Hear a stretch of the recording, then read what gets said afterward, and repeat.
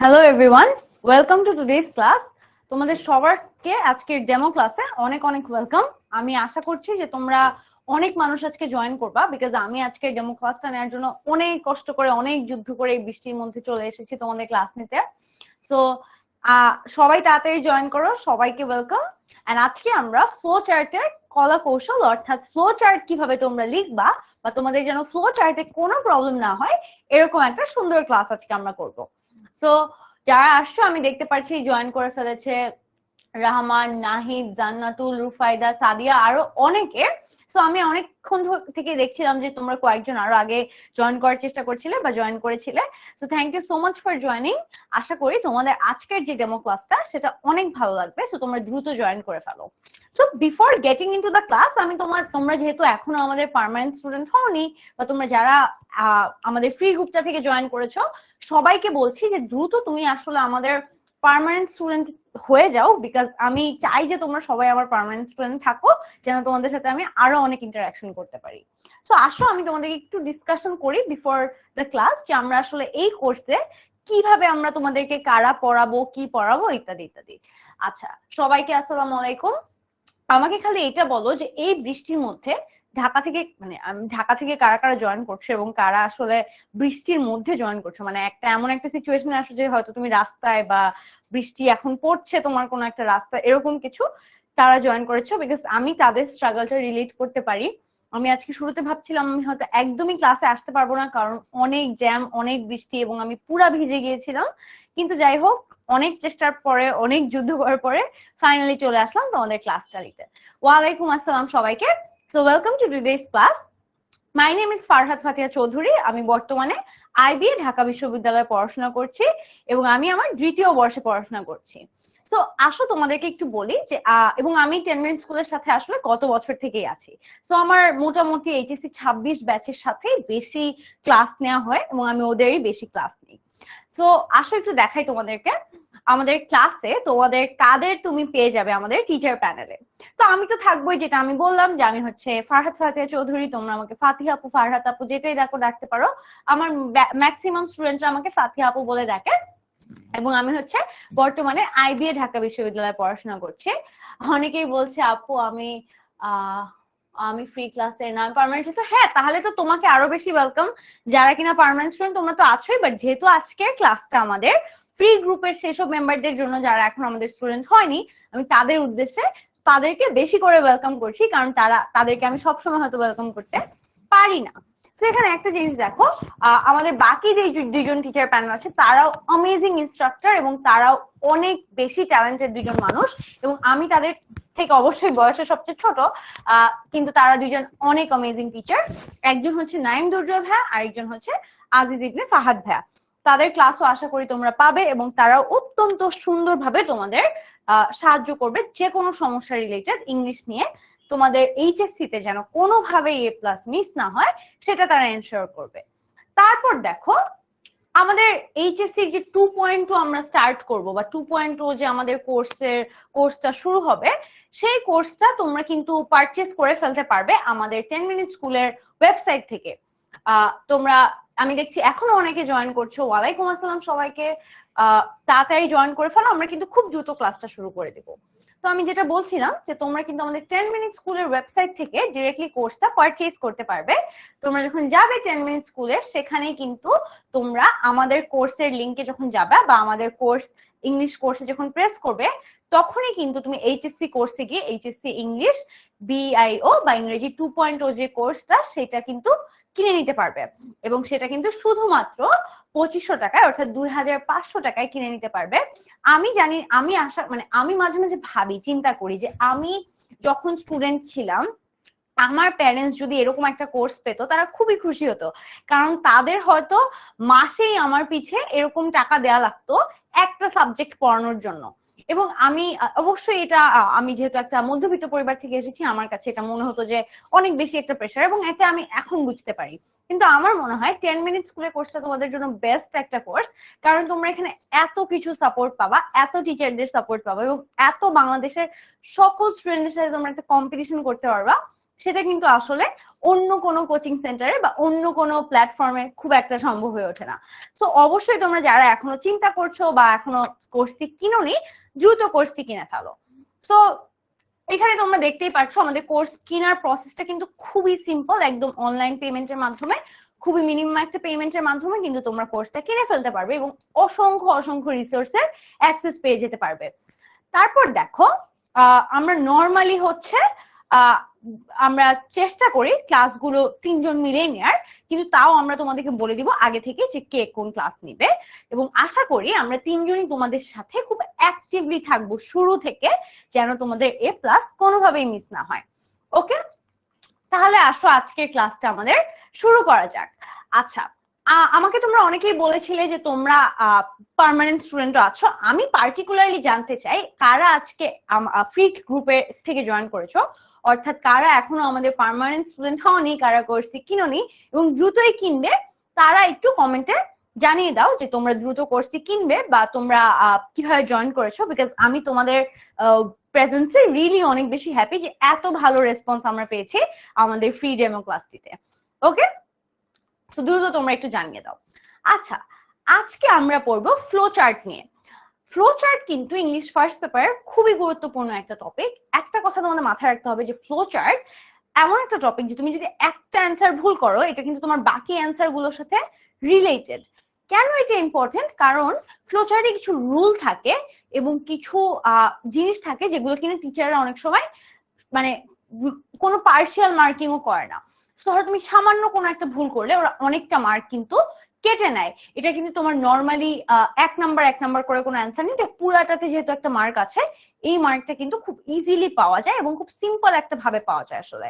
তো আমরা খুব সহজ ভাবে আজকে দেখিয়ে দিব তোমরা ফ্লো চার্টে কিভাবে অ্যাটেম্প্ট করবা।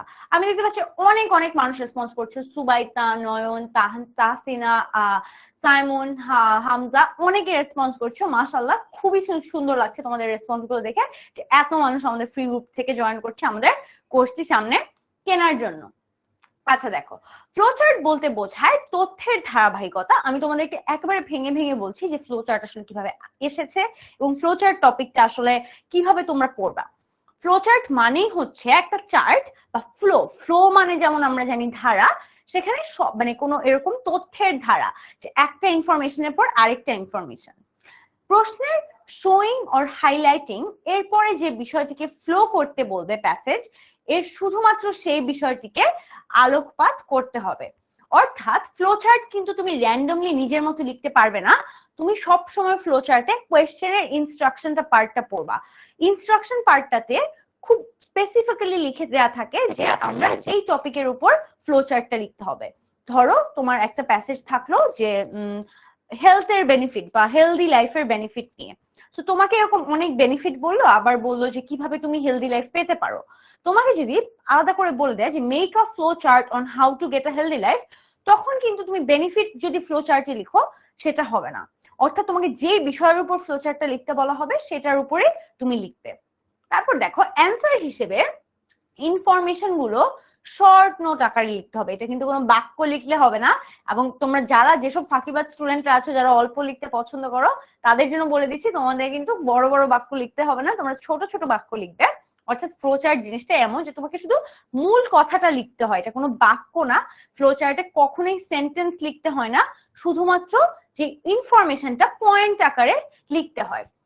তারপর দেখো, কখনোই বাক্য আকারে লেখা যাবে না এবং subject plus verb plus object এইটা লেখাই যাবে না। এটা একদম একেবারে মানা এটা লেখা, ঠিক আছে? আমি একটা রেড কালার দিয়ে এটা লিখে দিই, যেটা যদি জানো তোমরা এই ভুলটা কেউ না করো। এই যে সাবজেক্ট ভার্ব অবজেক্ট, এটা যদি করো, সাবজেক্টের পর একটা ভার্ব দিয়ে দাও সুন্দর করে, তাহলে কিন্তু এটা সেন্টেন্স হয়ে যাচ্ছে এবং আমরা জানি সেন্টেন্স কিন্তু আমরা লিখতে পারবো না, ঠিক আছে? আচ্ছা, তারপর দেখো, টপিকটি যার সম্পর্কে থাকবে সে ব্যতীত অন্য সাবজেক্ট আনা যাবে। অর্থাৎ আমরা যেই টপিকের কথা বলছি সেখানে এই টপিকটা কিন্তু তোমার মানে ওই সাবজেক্ট নিয়ে যে লিখতে হবে এরকম কিন্তু কোনো কথা না। অর্থাৎ ওইটার বাদেও তুমি চাইলে অন্য কোনো সাবজেক্ট নিয়ে লিখতে পারবা। অর্থাৎ এখানে সাবজেক্ট বলতে আমি আসলে কি বুঝাচ্ছি একটু বলি। সাবজেক্ট বলতে তুমি ধরো তুমি হেলদি নিয়ে যদি লিখো, তুমি হেলদি লাইফস্টাইলের জায়গায় বা হেলদি বেনিফিটের জায়গায় ইট ইউজ করতে পারবে। সিমিলার ভাবে তুমি যদি কোনো পুরুষকে নিয়ে লেখো বা কোনো মেয়েকে নিয়ে লিখো, তাহলে তুমি সি, হি ইত্যাদি ইত্যাদি ইউজ করতে পারবে। সো এই জিনিসটা তোমাদের একটু মাথায় রাখতে হবে।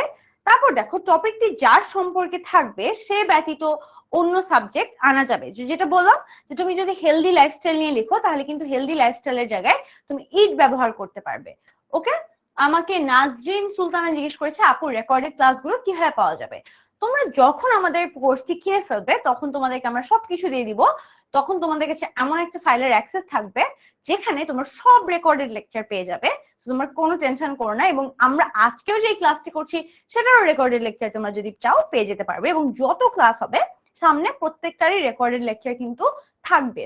কারণ আমরা জানি যে যেহেতু আমরা একটা অনলাইন প্ল্যাটফর্ম, স্বাভাবিকভাবে সবাই এই ঠিক 7টার সময় ফ্রি নাও থাকতে পারে বা মাঝখান দিয়ে একটা ইন্টারাপশন হতে পারে। এবং সবার স্কুলের টাইম ভিন্ন, কলেজের টাইম ভিন্ন, খেলাধুলার টাইম ভিন্ন। তো সবকিছু মিলিয়ে কিন্তু আমরা এর জন্য রেকর্ডেড ক্লাস কিন্তু তোমাদেরকে সম্পূর্ণ আমরা দিয়ে দিব। তো এটাও কোনো টেনশন করার কারণ নেই। আচ্ছা, তারপর দেখো, প্রথম বক্সটির তথ্য যেভাবে উপস্থাপন করা হবে পরবর্তী বক্সগুলো ঠিক একইভাবে উপস্থাপন করতে হবে। অর্থাৎ অনেকটা সিমিলার ভাবে করতে হবে। তুমি যেভাবে প্রথম বক্সটা করা থাকবে তোমার জন্য ফ্লো চার্টে, সেভাবেই তোমার বাকি 4টা বক্স করতে হবে। আচ্ছা আপু, ফ্লো চার্টের পিডিএফ পাওয়া যাবে? ফ্লো চার্টের পিডিএফ আমরা তোমাদেরকে সব লেকচার শিট, প্রিন্টেড লেকচার শিটও দিয়ে দিব, এটা নিয়ে কোনো টেনশন করো না। আচ্ছা, এখন দেখো, ফুল ফ্লো চার্টে যেহেতু আমরা বললাম যে সেন্টেন্স লেখা যাবে না, তাহলে কিন্তু সেন্টেন্সের সাথে সাথে ফুল স্টপও একেবারেই ব্যবহার করা যাবে না। তো ফুল স্টপ ব্যবহার করলে কিন্তু ওখানেই জিরো। তো মাথায় রাখবা। এবং বক্স গুলা কিন্তু আমরা পেন্সিল দিয়ে করব, ঠিক আছে? পেন্সিল দিয়ে বক্স করে করে আমরা অ্যারো দিয়ে দিয়ে লিখবো। এভাবে বক্স করব, অ্যারো লিখবো, এবং কোনোভাবেই আমরা ফুল স্টপ ইউজ করতে পারবো না। প্রথম বক্সটি বিভিন্ন উপস্থাপিত হতে পারে, অর্থাৎ 2+ ভার্ব। ধরো আমি বললাম যে হাউ, মানে বললো যে write a flow chart or make a flow chart on how to get a healthy life. এখানে প্রথম পয়েন্টটা এরকম হতে পারে টু ওয়ার্ক হার্ড, অথবা হতে পারে to sleep early. To sleep early একটা ওয়ে হতে পারে। তো টু এর পর আমরা ভার্বটা দিয়ে দিব, ঠিক আছে? টু এর পর ভার্ব, এটা একটা ওয়ে হতে পারে, এবং এটা কিন্তু কোনো সেন্টেন্স না। ভার্বের পর আমরা আইএনজিও দিতে পারি। আমরা ধরো দিতে পারি টু স্লিপ, অথবা আমরা দিতে পারি স্লিপিং, ভার্বের পর আইএনজি দিয়ে স্লিপিংও দিতে পারি। অথবা আমরা V3ও দিতে পারি, কিন্তু V3টা মাঝে মাঝে সব কেসে দেওয়া যায় না, কিন্তু যখন দেওয়া যায় তখন আমরা চাইলে দিতে পারি। আপু আপনার নামটা জানা যাবে কি? আমাকে সিফাত জিজ্ঞেস করেছে। হ্যাঁ, আমার নাম হচ্ছে ফারহাদ ফাতিহা চৌধুরী, অর্থাৎ তোমরা আমাকে ফাতিহা আপুই বলে ডাকতে পারো। আচ্ছা, তারপর দেখো, অথবা অন্য যে কোনো ভাবে থাকতে পারে। প্যাসেজ থেকে বাক্য হুবহু কপি করা যাবে না, এটাও খুব ইম্পর্টেন্ট একটা নোটিস। যেহেতু আমাদের প্যাসেজে কিন্তু বাক্য আকারে থাকে, যেহেতু আমরা বাক্য লিখতে পারবো না, আমরা প্যাসেজ থেকে হুবহু বাক্য আকারে একেবারে কপি করব না। অবশ্যই ইনফরমেশন গুলা বক্সের মধ্যে থাকতে হবে, এবং ইনফরমেশন গুলা কিন্তু বক্স আকারে চলে আসতে হবে। বক্স আকারে না দিলে কিন্তু কোনো লাভ হবে না। সো বক্স যদি তুমি না করো, এবং বক্সটা মাস্ট পেন্সিল দিয়ে করতে হবে। তোমাদের হয়তো মাথায় থাকে শুধু বায়োলজি পরীক্ষার আগে পেন্সিল নিব, ম্যাথের আগে পেন্সিল নিব, ইংলিশের আগেও পেন্সিল নিতেই হবে, কারণ তোমার ফ্লো চার্ট অ্যান্সার করতে হবে। সো এটা কিন্তু ভুলে গেলে হবে না। এবং অ্যারো যেইগুলা, অ্যারোগুলাও তুমি পেন্সিল দিয়ে দিবা। কেন এটা বলছি, তোমরা হয়তো অনেকে পেন দিয়ে করে নাম্বার পেয়েছো, কিন্তু আমি এটা একেবারেই রেকমেন্ড করি না। আমি চাই যে আমার স্টুডেন্টরা বেস্ট রেজাল্ট করুক। সো অনেক সময় একটা তো প্রবলেম হয় যে পেনে তুমি মুছামুছি করতে পারবা না, হয়তো তুমি একটা জিনিস চেঞ্জ করতে চাচ্ছ, বক্সের শেপটা চেঞ্জ করতে চাচ্ছ, বক্সটার শেপটা আঁকাবাঁকা হয়ে গিয়েছে, তখন কিন্তু তুমি পেন্সিল থাকলে এটা ইরেজ করতে পারবা। এবং সেকেন্ডলি, অনেক কলেজের টিচাররাই আছে যারা কিনা কলম দিয়ে করাটা অ্যালাউ করে না, সেটাও তোমার মাথায় রাখতে হবে। আচ্ছা, তারপর দেখো, এক্সাম্পল দিই আজকে আমরা একটা।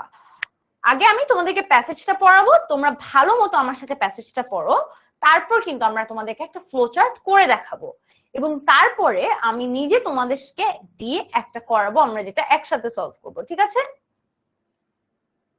তারপর দেখো, আপু ক্লাস কি ডেইলি সেম টাইমে হবে? হ্যাঁ আপু, ফরহাদ আলী ভাইয়া, ক্লাস হচ্ছে একেবারে সেম টাইমে হবে। তোমাদের ক্লাসের স্কেডিউল ফিক্স থাকবে এবং তোমাদেরকে জানিয়ে দেওয়া হবে। আচ্ছা, এই এক্সাম্পলটা দেখো। The early life of Valentina Tereshkova is shown below through the flowchart. এখানে কিন্তু কোনো প্যাসেজ দেয়া নেই, এখানে শুধুমাত্র একটা ফ্লো চার্ট আমরা দেখতে পারবো। আচ্ছা, ফ্লো চার্টটা হচ্ছে এভাবে লিখবা। প্রথমে তো শুরুতে তোমরা পারলে একটা স্ক্রিনশট নিয়ে নাও সবাই। এটা নোট করবে কিনা, না নোট করতে পারো কিছু জিনিস যদি ইম্পর্টেন্ট পয়েন্টার গুলা মনে না থাকে, যেগুলো আমি বললাম যে to plus verb, verb plus ING, এগুলা নোট করতে পারো। কিন্তু আমার মনে হয় এই জিনিসগুলা নোট করলে অনেক টাইম যাবে, তার থেকে তুমি স্ক্রিনশট নিয়ে নাও। A flow chart is showing the activities and achievements, এখানে achievements হবে, এমটা কোনোভাবে আসেনি, of Nelson Mandela is given below. প্রথমত এই বক্সটা কিন্তু আমাদের দেয়া থাকবে, guided south Africa two democracy, অর্থাৎ আমরা আগে বুঝবো আমাদের থেকে কি চেয়েছে। আমাদের এমন একটা ফ্লো চার্ট চেয়েছে যেটা কিনা নেলসন ম্যান্ডেলার অ্যাক্টিভিটি এবং অ্যাচিভমেন্ট সম্পর্কে কথা বলছে। তো দেখো এখানে কিন্তু দেখো গাইডেড আছে। গাইডেড কোন ভার্বের ফর্ম? তোমরা যারা জানো না, গাইডেড হচ্ছে V3 অর্থাৎ পাস্ট পার্টিসিপল। গাইডেড হচ্ছে পাস্ট পার্টিসিপল। ওকে, সো গাইডেড হচ্ছে পাস্ট পার্টিসিপল, এবং গাইডেড কিন্তু যেহেতু পাস্ট পার্টিসিপল, আমি একইভাবে বাকিগুলো সেম ভাবে পাস্ট পার্টিসিপল দিয়ে করব। এর জন্য আমি বললাম যে প্রথম বক্সে যেটা দেয়া থাকবে ওইটা ফলো করে বাকিগুলো করাটা অনেক important. Guided south Africa two democracy, তার মানে সাউথ আফ্রিকাকে আমি যদি শুধু বলি যে সাউথ আফ্রিকাকে ডেমোক্রেসির দিকে গাইড করা, তাহলে কি এটা একটা বাক্য হয়? হয় না, বা নির্দেশনা দেয়া। বাক্য কোনোভাবেই হওয়া যাবে না, কোনোভাবেই ফুল স্টপ থাকতে পারবে না। তারপর দেখো ফট এগেইনস্ট হোয়াইট মাইনরিটি রুল, আবার দেখো ফটও কিন্তু একটা V3 অর্থাৎ ফটও কিন্তু একটা পাস্ট পার্টিসিপল ভার্ব। তারপর দেখো ফট ফর পিপলস এমানসিপেশন। এমানসিপেশন মানে হচ্ছে স্বাধীনতা। এমানসিপেশন মানে কি? স্বাধীনতা। তোমরা যারা এমানসিপেশন মানে জানো না, লিখে নাও, এমানসিপেশন মানে হচ্ছে স্বাধীনতা। ঠিক আছে, আমি একটু কমেন্ট দেখি তোমাদের। আপু পাশাপাশি লিখো নাকি এটা একটার নিচে আরেকটা? এখানে আসলে পাশাপাশি লেখা ছাড়া তেমন স্পেস নেই, কারণ আমাদের নিচে নিচে আরো কন্টেন্ট আছে, সো পাশাপাশি লিখতেই হবে আর কি। আপু নিচে লিখবো না? ও তুমি কি জিজ্ঞেস করেছো লিমন তুমি ফ্লো চার্ট কিভাবে লিখবে? অবশ্যই ফ্লো চার্ট নিচে লিখবে, কারণ তুমি তো পাশাপাশি বক্স করার জায়গা থাকবে না। ফ্লো চার্টের বক্সটা আমি তোমাদেরকে একটু দেখাই, এই স্লাইডটা একটু দেখো। এই যে ধরো একটা বক্স, 1 নাম্বার বক্স, তারপর নিচে আরেকটা বক্স 2 নাম্বার বক্স, তার নিচে আবার 3 নাম্বার বক্স, এইভাবে যাবে। ঠিক আছে, তোমরা যারা এই কনফিউশনটা যাদের আছে যে পাশাপাশি লিখবা বক্স করবা নাকি নিচে বক্স করবা, তোমরা কিন্তু ডেফিনেটলি এইভাবে বক্স করতে হবে।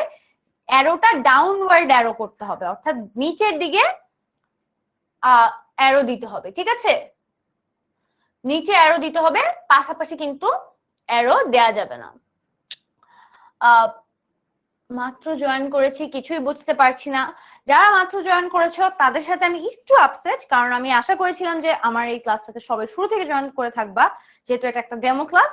কিন্তু যারা জয়েন করেনি কোনো সমস্যা নেই, আমি মোটামুটি মাত্র এখন শুরুর দিকে আছে। আমরা ফ্লো চার্টের রুল ডিসকাস করছি, অর্থাৎ আমাদের আজকের ক্লাসটা ফ্লো চার্টের উপর। ঠিক আছে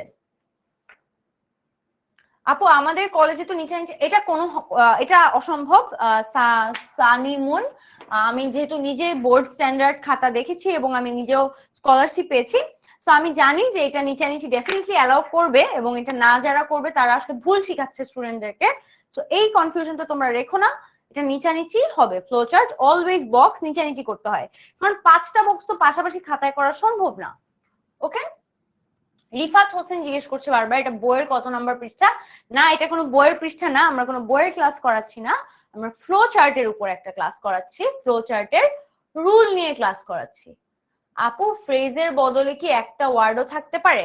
না, একটা ওয়ার্ড কখনো থাকতে পারে না, মিনিমাম 2-3টা ওয়ার্ড তো থাকবেই, নাহলে তো আসলে ফ্রেজ হবে না।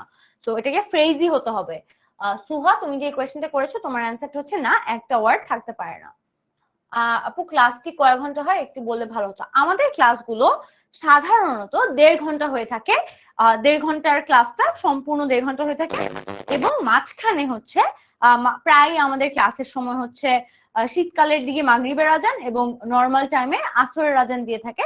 তো তখন আমরা আমাদের শিক্ষার্থীদেরকে নামাজ পড়ার জন্য 10 মিনিটের মতো ব্রেক দিয়ে থাকি। বাট এছাড়া আমাদের ক্লাস পুরোপুরি 1.5 ঘন্টা হয়, অর্থাৎ তোমাদের নর্মাল ক্লাসের যে স্কেডিউল 4:30 বাজে, বিকেল 4:30 বাজে, 4:30 থেকে 6টা পর্যন্ত তোমাদের ক্লাসগুলো হয়ে থাকবে। আমাদের পেইড ব্যাচের যে ক্লাসগুলো সেগুলো 4:30 থেকে 6টা পর্যন্ত হয়ে থাকে। ওকে আপু, সবগুলো বক্স কি সমান করতে হবে? হ্যাঁ, এটা আসলে কেউ মেপে মেপে দেখবে না। একটা ইংলিশ টিচার খাতা দেখার সময় ডেফিনেটলি একটা স্কেল নিয়ে বসে দেখবে না কোনটা কতটুকু, কিন্তু ডেফিনেটলি দেখতে একটু সিমিলার হতে হবে। একটা যদি এত মোটা হয় একটা ছোট হয় তাহলে আসলে দেখতে ভালো লাগে না। আপু আজকে তোমাদের কমেন্ট দেখতে পাচ্ছি না। কমপ্লিটিং সেন্টেন্সের ক্লাসও কি আপু করবেন? অবশ্যই করবো। আমাদের কমপ্লিটিং সেন্টেন্সের অনেক সুন্দর ক্লাস আছে আমাদের পেইড ব্যাচের জন্য। তো তোমরা দ্রুত কি ভাবছো আমি জানি না, দ্রুত তোমরা জয়েন করে ফেলো আমাদের পেইড ব্যাচে এবং দ্রুত তোমরা কোর্সটি কিনে ফেলো এবং তোমাদের যারা ফ্রেন্ড আছে তাদেরকেও বলো আসলে, কারণ আমার মনে হয় একসাথে পড়ার মধ্যে একটা বেটার কম্পিটিশন আছে এবং একটা বেটার আন্ডারস্ট্যান্ডিংও আছে। তো তোমরা এটা মাথায় রেখে দ্রুত কোর্সটা কিনে ফেলো।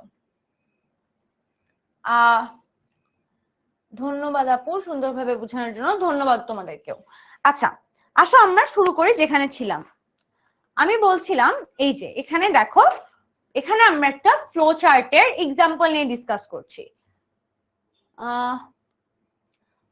আমরা একটা ফ্লো চার্টের এক্সাম্পল নিয়ে ডিসকাস করছি যেখানে কিনা আমরা প্রথমত V3 ইউজ করব। অর্থাৎ এখানে যেহেতু প্রথম এক্সাম্পলটাতে একটা V3 ছিল, এর জন্য আমরা বাকি দুইটাতেও V3 ইউজ করেছি। প্রথমত একটা নেলসন ম্যান্ডেলার অ্যাক্টিভিটিস এবং অ্যাচিভমেন্টস নিয়ে একটা ফ্লো চার্ট আঁকতে বলা হয়েছে। তো প্রথম এক্সাম্পলটা হচ্ছে guided south Africa two democracy, অর্থাৎ সাউথ আফ্রিকাকে গণতন্ত্রের দিকে নির্দেশনা দেওয়া। তারপর হচ্ছে ফট এগেইনস্ট হোয়াইট মাইনরিটি রুল, মানে ফট এগেইনস্ট হোয়াইট মাইনরিটি রুল, অর্থাৎ হোয়াইট মাইনরিটি যে রুল ছিল সেটার এগেইনস্টে সে লড়াই করেছে। আপু ফ্লো চার্ট কত নম্বরে থাকে? ফ্লো চার্ট 3 নম্বরে থাকে, ইংলিশ ফার্স্ট পেপারে থাকে 3 নম্বর প্রশ্নটায়। আপু আর কি ফ্রি ক্লাস করাবেন? আমার মনে হয় না আমাদের আর ফ্রি ডেমো ক্লাস হবে, কারণ এইচএসসি চলেই এসেছে এবং এটাই প্রবলেম আমাদের লাস্ট ডেমো ক্লাস এইচএসসি 26-এর জন্য। আচ্ছা আপু বুঝি নাই তোমাদের কথা। আপু এটা শেষ করেন। হ্যাঁ আমি শেষ করতে যাচ্ছি, কিন্তু তোমাদের প্রশ্ন আসলে শেষই হচ্ছে এবং অনেকে বলছে যে ওরা নাকি আবার বুঝাবে। আমি কিন্তু এখনো মানে অনেক টাইম নিয়ে প্রত্যেকটা জিনিস বুঝাচ্ছি, তো তোমরা একটু ফোকাস রাখতে হবে ক্লাসে। এবং এটাও কিন্তু আমরা আমাদের স্টুডেন্টদের থেকে এক্সপেক্ট করি, যারা আমাদের রেগুলার স্টুডেন্ট আছে তারা বলতে পারবে যে আমরা আমাদের স্টুডেন্টদেরকে কিভাবে বিল্ড করেছি। তারা অনেক স্পন্টানিয়াসলি আমাদের সাথে উত্তর দেয় এবং তারা কিন্তু বুঝে, তারা ফোকাসটা কিন্তু অনলাইন ক্লাসে। অন্যান্য অনলাইন ক্লাসে কি হয় জানি না, অন্যান্য অনলাইন ক্লাসে কি কেউ আবার অন্য অ্যাপে গিয়ে ফেসবুক চালায় বা ইউটিউব দেখে, এটা হয় কিনা যায় না, কিন্তু আমার স্টুডেন্টদেরকে আমি বলতে পারি যে আমাদের পেইড ব্যাচের স্টুডেন্টরা কিন্তু অনেক মনোযোগী এবং তারা কিন্তু পুরাটা টাইম ক্লাসে অনেক বেশি মনোযোগ দিয়ে থাকে এবং পুরাটা টাইম ক্লাস একেবারে ভালো মতো এনজয় করে এবং এটা ওদের ক্লাসের স্পিরিট দেখেই বোঝা যায়। ঠিক আছে আপু এটা কি পেন্সিল দিয়ে না পেন দিয়ে লিখবো? এটাও কিন্তু আমি বলে দিয়েছি, ফ্লো চার্ট পেন্সিল দিয়ে লিখতে হবে, কোনো পেন ইউজ করা যাবে না, ফ্লো চার্ট পেন্সিল দিয়ে। ওকে তারপর দেখো played a prominent role as the advocate of humanity। এখানেও কিন্তু played শব্দটা কিন্তু একটা V3 অর্থাৎ past participle verb। so played prominent role as the advocate of humanity।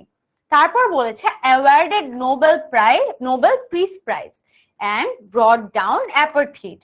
আচ্ছা এইখানে তোমাদেরকে আমি যে সার্কেল গুলো করে দিয়েছি, তোমরা একটু সার্কেল গুলোর দিকে তাকাও। সার্কেল গুলো অনেক ইম্পর্টেন্ট। কেন ইম্পর্টেন্ট? কারণ প্রথম যে বক্সটা নাম্বার 1 নাম্বার বক্সটা, সেই 1 নাম্বার বক্সটা কিন্তু তোমাদেরকে দিয়ে দেয়া থাকবে। ঠিক আছে, এই প্রথম বক্সটা যেহেতু দিয়ে দেয়া থাকবে, প্রথম বক্সে যদি আইএনজি থাকে তাহলে আমরা বাকিগুলোর ভার্বও আইএনজি লিখবো।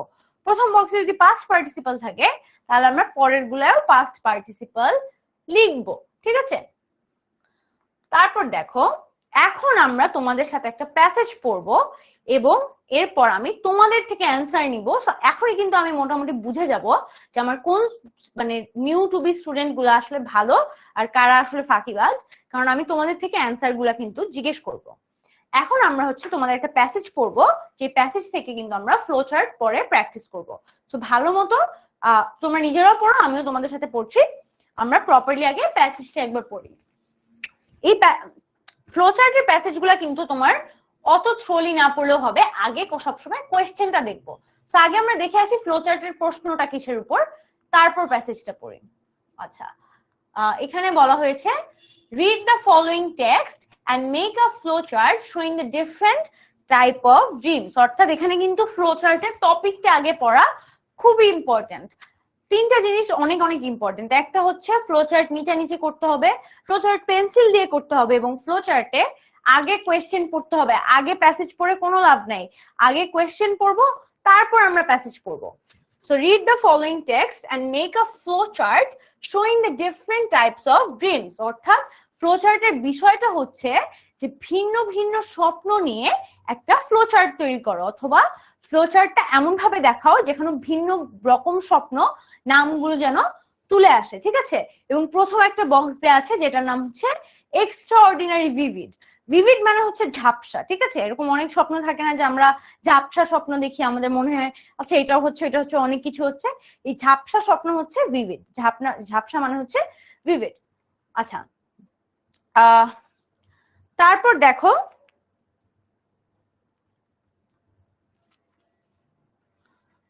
আপু, বক্সের ভিতরের লেখাটাও কি পেন্সিল দিয়ে লিখবো?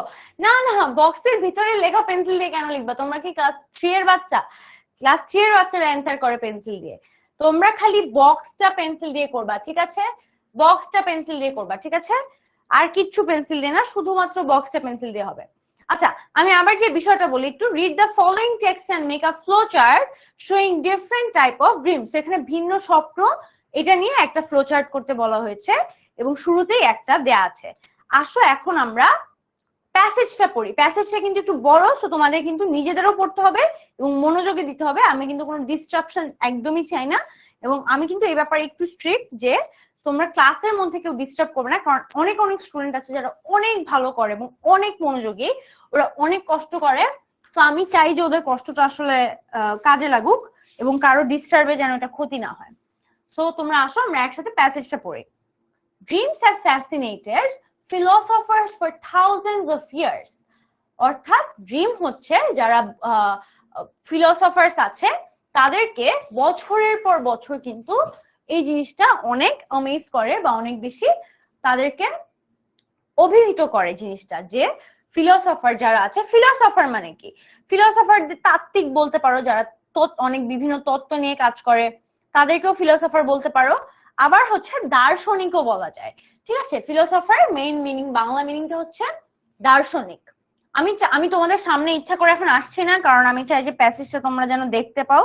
আমি সামনে আসলে যদি প্যাসেজ দেখতে সমস্যা হয়, সেই কারণে আমি চাই যে তোমরা আগে প্যাসেজটা নিজেরা দেখো।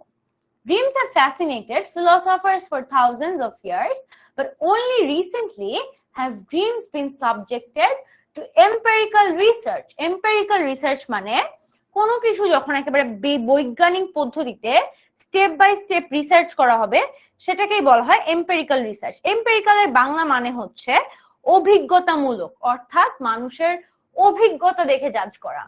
আরেকটা জিনিস, আমি কিন্তু বাংলা ওয়ার্ড গুলো 2-3 বার করে বলে দিচ্ছি, তো তোমরা একটু নোট করে নিও।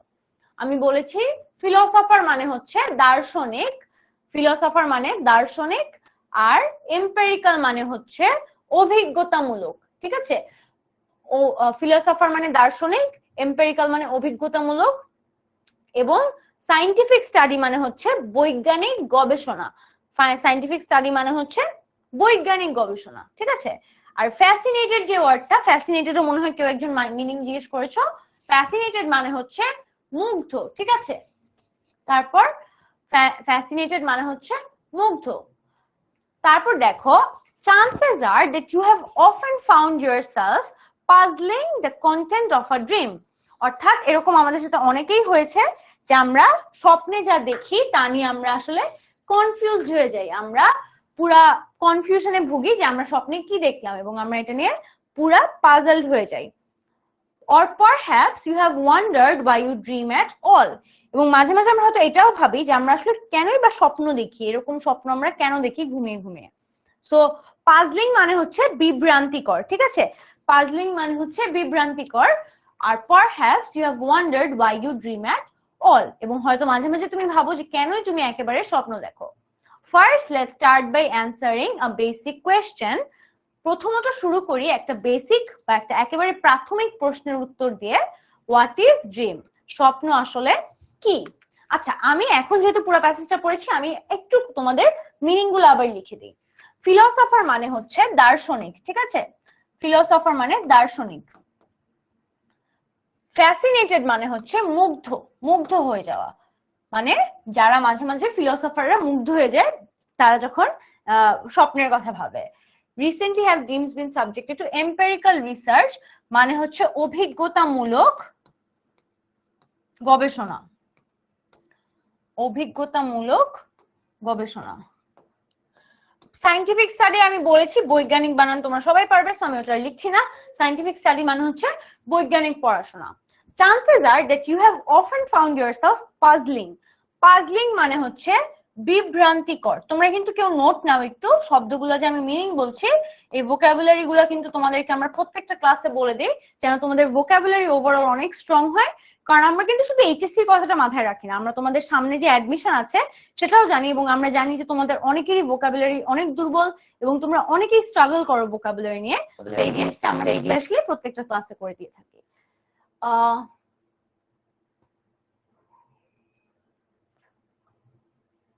তারপর দেখো, or perhaps you have wondered why you dream at all. First, let's start answering a basic question. What is a dream? বা স্বপ্ন আসলে কি? তারপর দেখো, a dream can include any of the images, অর্থাৎ একটা স্বপ্নে কিন্তু যে কোনো একটা ছবি থাকতে পারে, তাই না? অনেকেই কিন্তু আমরা একটা ছবি দেখি, হয়তো দেখি যে আমরা ছোট হয়ে গিয়েছি, আমরা অনেক বড় হয়ে গিয়েছি, এরকম কোনো ছবি দেখি, বা আমাদের নিজেদের আত্মীয় স্বজন বন্ধু বান্ধব তাদের নিয়ে আমরা স্বপ্ন দেখি। Thoughts and emotions that are experienced during sleep. মাঝে মাঝে আমরা ঘুমের সময় এসব ইমোশন বা এসব চিন্তা ভাবনা আমাদের স্বপ্নের মধ্যে আসে। Dreams can be extraordinarily vivid or very vague. অর্থাৎ ড্রিম একেবারে স্বপ্ন মাঝে মাঝে পরিষ্কারও হতে পারে অথবা ঝাপসাও হতে পারে। অর্থাৎ যেটা বলেছিলাম, ভিভিড মানে হচ্ছে পরিষ্কার আর ভেগ মানে হচ্ছে ঝাপসা। একেবারে ঝাপসাও হতে পারে, ঝাপসা। আচ্ছা, আমি উল্টা লিখছি, ভিভিড মানে হচ্ছে ক্লিয়ার, সরি। ভিভিড মানে হচ্ছে পরিষ্কার, মানে হতে পারে তুমি স্বপ্নতে কি দেখেছো তোমার প্রত্যেকটা কথা অনেক সুন্দরভাবে মনে আছে। আচ্ছা, আরেকটা জিনিস বলে দিই, আমি আসলে ছোটবেলা থেকে ইংলিশ ভার্সনের স্টুডেন্ট, সো আমার বাংলা লেখা অনেক বাজে। এন্ড আমার বাংলা লেখা না বুঝলে তোমরা তাই বলে আমি বারবার প্রত্যেকটা ওয়ার্ড হচ্ছে বলে দিই মুখে। তোমরা চেষ্টা করো মুখে ওয়ার্ডটা বলে ওটা শুনে লিখে ফেলার। filled with joyful emotions or frightening images. অনেক সময় অনেক আনন্দের ছবি থাকে, অনেক সময় অনেক ভয়ঙ্কর ছবি থাকে। আমরা অনেক সময় অনেক ভয়ঙ্কর স্বপ্ন দেখি, আবার অনেক সময় অনেক খুশির স্বপ্ন দেখি, যেটা শুনে আমাদের মনটা অনেক ভালো হয়ে যায়, যে আমরা হচ্ছে নেক্সট দিন আমেরিকা চলে গিয়েছি, এরকম স্বপ্ন। Focused and understandable or unclear and confusing. মাঝে মাঝে খুব ফোকাসড হতে পারে স্বপ্নটা, মানে তুমি জানো তুমি কি রেখেছো, মাঝে মাঝে খুবই আনক্লিয়ার, ঝাপসা, কনফিউজিং একটা স্বপ্ন হতে পারে। আচ্ছা, তারপর দেখো নেক্সট স্লাইডে যাই। Why do we dream? আমরা কেন স্বপ্ন দেখি? What purpose do dreams serve? স্বপ্ন আসলে কোন এমন উদ্দেশ্যটাকে পেশ করে? While many theories have been proposed about the reason and function of dream, যদিও অনেক এরকম আমরা তত্ত্ব দেখেছি যেটা কিনা স্বপ্নের কারণ এবং স্বপ্নের যে ভূমিকা সেটা নিয়ে কথা বলে। এখানে রিজন মানে হচ্ছে কারণ, রিজন মানে হচ্ছে কারণ, এবং ফাংশন মানে হচ্ছে ভূমিকা। নো কনসেনসাস হ্যাজ ইমার্জ, অথবা সবাই কিন্তু একমত। কনসেনসাস মানে হচ্ছে একমত হওয়া। কোনো কিছুতে কনসেনসাস থাকা মানে সবার যখন একমত থাকবে, সবাই যখন একটা কিছুতে রাজি হবে, তখনই আমরা সেটাকে কনসেনসাস বলি। কনসেনসাস হ্যাজ ইমার্জড মানে কনসেনসাস এখন পর্যন্ত আমরা পাইনি, বা এরকম কোনো কনসেনসাস এখন পর্যন্ত আসেনি। Considering the time we spend in a dreaming state, যদি আমরা সব মানে চিন্তা করি যে আমরা কতটুকু সময় আসলে পার করি একটা স্বপ্নের রাজ্যে বা একটা স্বপ্নের অবস্থায় বা স্বপ্ন দেখা অবস্থায়, the fact that researchers do not yet understand the purpose of dreams may seem baffling. এই সেন্টেন্সটা আমরা একটু দেখি। প্রথমত বলেছে considering the time we spend in dreaming state, অর্থাৎ আমরা যতটুকু সময় আসলে স্বপ্ন দেখা অবস্থায় কাটাই, কারণ সেটা কিন্তু অনেকটা সময়, আমরা কিন্তু প্রায় প্রত্যেকটা রাতেই অনেকে স্বপ্ন দেখে, আমরা অনেকক্ষণ ঘুমাই, তো পুরাটা স্বপ্ন কিন্তু অনেক বেশি, বা পুরাটা সময়টা কিন্তু অনেক বেশি। এবং এখনো যে আসলে আমাদের বৈজ্ঞানিকরা বা যারা গবেষক আছে তারা যে এখন পর্যন্ত এটার কোনো উদ্দেশ্য বের করতে পারেনি, এই পুরা জিনিসটা আসলে বিস্মিতকর, অর্থাৎ ব্যাফলিং অর্থ হচ্ছে বিস্মিতকর বা বিস্মিতকর, যেটাই প্রনাউন্স করো বাংলায়, মানে একবারে অবাক করে দেওয়ার মতো, যে এতদিনে আসলে এটার কোনো সলিউশন পাওয়া যায়নি বা এটার কোনো পারপাস উদ্দেশ্য আসলে পাওয়া যায়নি, বা অনেক দ্বিমত আছে এটাতে। তারপর দেখো, however it is important to consider that science is still unraveling the exact purpose and function of sleep itself, অর্থাৎ এটাও আমাদের মেনে নিতে হবে যে বিজ্ঞান কিন্তু এখনো ঘুমের যে উদ্দেশ্য বা ঘুমের যে কার্যকারিতা আছে সেটার উপরে কিন্তু বিজ্ঞানে এখনো অনেক গবেষণা চলছে। সো এটাই যে ঘুমের উপরে যদি এখনো গবেষণা চলে, তাহলে স্বপ্ন তো আসলে ঘুমেরই একটা অংশ, তার সাথে আসলে ওটার গবেষণা হয়তো সামনে হবে। Some researchers suggest that dreams serve no real purpose, অর্থাৎ কিছু গবেষক আছে যারা কিনা বলে যে স্বপ্নের আসলে কোনো উদ্দেশ্যই নেই, অর্থাৎ স্বপ্ন একেবারে উদ্দেশ্যহীন। While others believe that dreaming is essential to mental, emotional and physical well-being, অন্যদিকে অন্যরা অনেকে বিশ্বাস করে যে স্বপ্ন দেখা আসলে তোমার মানসিক, শারীরিক এবং তোমার যে ওভারঅল যে তোমার ইমোশনাল সাইডটা আছে সেটার জন্য কিন্তু অনেক বেশি গুরুত্বপূর্ণ। অর্থাৎ একই সাথে আমাদের মানসিক স্বাস্থ্য এবং আমাদের শারীরিক স্বাস্থ্য এবং আমাদের যে আবেগগুলো আছে সেটা কিন্তু স্বপ্ন খুব সুন্দর মতো জিনিসটাকে প্রোটেক্ট করে। However, it is important to consider that science is still unraveling. Unraveling শব্দটার মানে কি? Unraveling মানে হচ্ছে কোনো কিছু মানে র্যাপিং পেপার খোলাটা যেমন একটা আনরাভেলিং, সো উন্মোচন, আনরাভেলিং মানে হচ্ছে উন্মোচন। আমরা কোনো সময়, অনেক সময় আমরা অনুষ্ঠানে অনেক কিছু উন্মোচন করি, সো উন্মোচন, আনরাভেলিং মানে কোনো কিছু ওপেন করা বা আনরাভেল করা অর্থ হচ্ছে উন্মোচন। The exact purpose and function of sleep itself. আচ্ছা, তারপর দেখো, some researchers suggest that dreams serve no real purpose, while others believe that dreaming is essential to mental, emotional and physical well-being. এটা আমরা লাস্ট স্লাইডেও পড়লাম। Next, let's learn more about some of the most prominent dream theories. এইখান থেকে তোমাদের flow চার্টের content শুরু হয়েছে, ঠিক আছে? এই যে এটা কিন্তু তোমার নিজের প্যাসেজটা পড়ে বুঝতে হবে। তুমি এর জন্যই কিন্তু আমি অলওয়েজ বলি যে আগে প্যাসেজের টাইটেল পড়বা, কারণ না হলে তুমি প্যাসেজের টাইটেল যদি প্যাসেজটা পড়ার পর পড়ো তাহলে তুমি আবার ভুলে যাবা যে প্যাসেজে কোন জায়গায় কি পড়ছিলা, তখন তুমি আবার পুরো প্যাসেজ দেখতে যাবা। এখন প্যাসেজের টাইটেল কিন্তু আমরা জানি যে আমাদের কয় ধরনের স্বপ্ন আছে সেটা নিয়ে আসলে ফ্লোচার্টটা করতে হবে। সো এখানে কিন্তু বলা আছে let's learn more about some of the most prominent dream theories, অর্থাৎ কিছু ড্রিম থিওরি আমরা এখন দেখবো, হয়তো তার সাথে সাথে কিছু স্বপ্নের টাইপও আমরা দেখব। তারপর দেখো, consistent with the psychoanalytic perspective, Sigmund Freud's theory. Sigmund Freud হচ্ছে একজন দার্শনিক, ওর একটা তত্ত্বের কথা বলা হয় যেটা কিনা স্বপ্ন নিয়ে আসলে ওর একটা তত্ত্ব ছিল, সেটার কথা বলা হয়। এখানে দেখো, সাইকো অ্যানালিটিক মানে হচ্ছে মনস্তাত্ত্বিক, ঠিক আছে? সাইকো অ্যানালিটিক মানে হচ্ছে মনস্তাত্ত্বিক, মনস্তাত্ত্বিক, ঠিক আছে? Consistent with the psychoanalytic perspective, Sigmund Freud's theory of dreams suggests that dreams are a representation of unconscious desires, thoughts and motivations, অর্থাৎ আমাদের যে আনকনশিয়াস স্টেটটা আছে সেটার ব্যাপারে কিন্তু আমাদের স্বপ্নটা আসলে তৈরি হয়, অর্থাৎ সেটা নিয়ে কিন্তু আমাদের স্বপ্নটা তৈরি। আনকনশিয়াস মানে হচ্ছে অসচেতন বা অচেতন থাকার যে বিষয়টা, মানে আমরা যখন অজ্ঞান হয়ে পড়ে থাকি তখন কিন্তু আমাদেরকে আনকনশিয়াস বলা হয়, অর্থাৎ আমাদের কোনো চেতনা নেই বা আমাদের এখন কোনো আসলে মানে আমাদের হুঁশ জ্ঞান নেই, এরকম একটা স্টেট হচ্ছে unconscious. So desire, thought and motivation মানে আমাদের যত ইচ্ছা আছে, যত চিন্তা ভাবনা আছে, যত শক্তি আছে, সব কিন্তু আমাদের একটা পুরো সম্পূর্ণ সবকিছুর একটা রিপ্রেজেন্টেশন কিন্তু কাজ করে এই স্বপ্নটা, যে আমরা যে স্বপ্ন দেখি সেটা কিন্তু আসলে আমাদের বাস্তব জীবন নিয়েই হয়ে থাকে। রিপ্রেজেন্টেশন মানে হচ্ছে প্রতিনিধিত্ব, ঠিক আছে? রিপ্রেজেন্টেশন মানে প্রতিনিধিত্ব। সো এটাও তোমরা মাথায় রেখো, প্রত্যেকটা ওয়ার্ডের মিনিং কিন্তু আমি তোমাদেরকে বলে দিচ্ছি। আচ্ছা, তারপর দেখো, according to Freud, people are driven by aggressive and sexual instincts that are repressed from conscious awareness.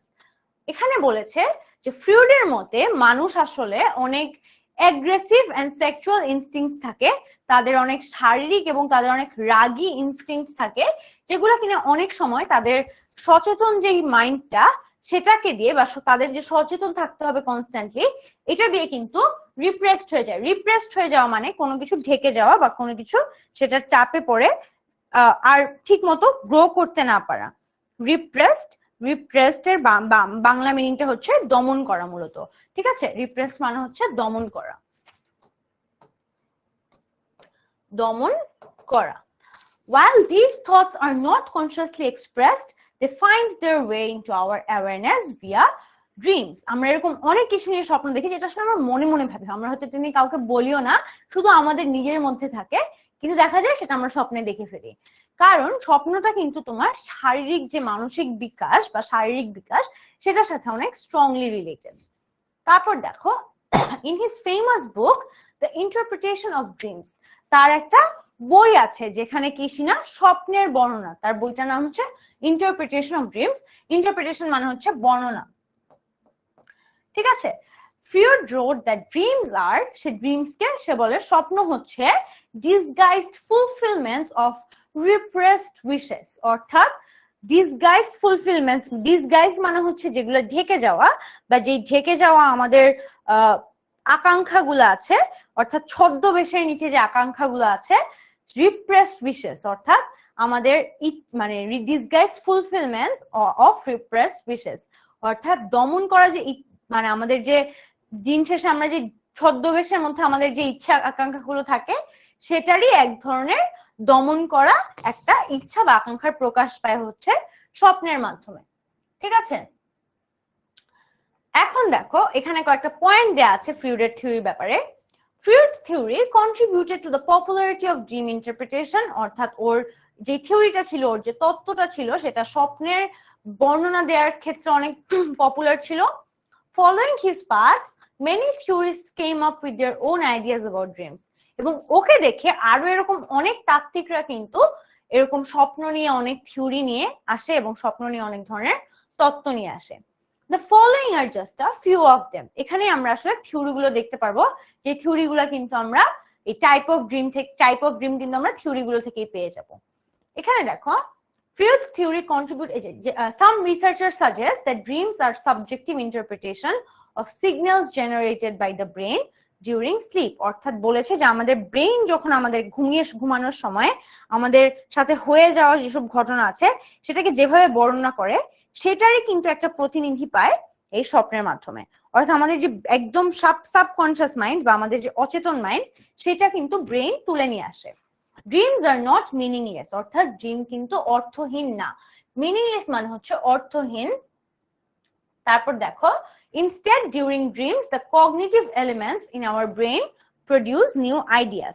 cognitive elements মানে হচ্ছে আমাদের যেসব এলিমেন্টস দিয়ে বা যেসব জিনিস দিয়ে আমরা অনেক বেশি ভাবি, অর্থাৎ আমাদের জ্ঞানের যেসব জিনিস ওগুলা কিন্তু আমাদের স্বপ্নের সময় আমাদের মাথায় কিন্তু তৈরি হয়। অর্থাৎ instead during dreams the cognitive elements in our brain produce new ideas. আমাদের কিন্তু অনেক ধরনের নতুন আইডিয়া আমরা পেয়ে থাকি। One theory suggests that dreams are the result of our brains trying to interpret external stimuli during sleep. একটা তত্ত্ব এমন আছে যেটা কিনা বলে যে ব্রেন আসলে এমন একটা জিনিস যেটা আমাদের সাথে বাইরে ঘটে যাওয়া যে জিনিস অথবা এক্সটার্নাল স্টিমুলি যেটাকে আমরা বলতে পারি, সেটাকে ঘুমের সময় আমাদের নিজস্ব মানে আমাদের মাইন্ডই সেটাকে ইন্টারপ্রেট করে অথবা আমাদের মাইন্ডে সেটার বর্ণনা দেয়। For example, the sound of the radio may be incorporated into the content of a dream.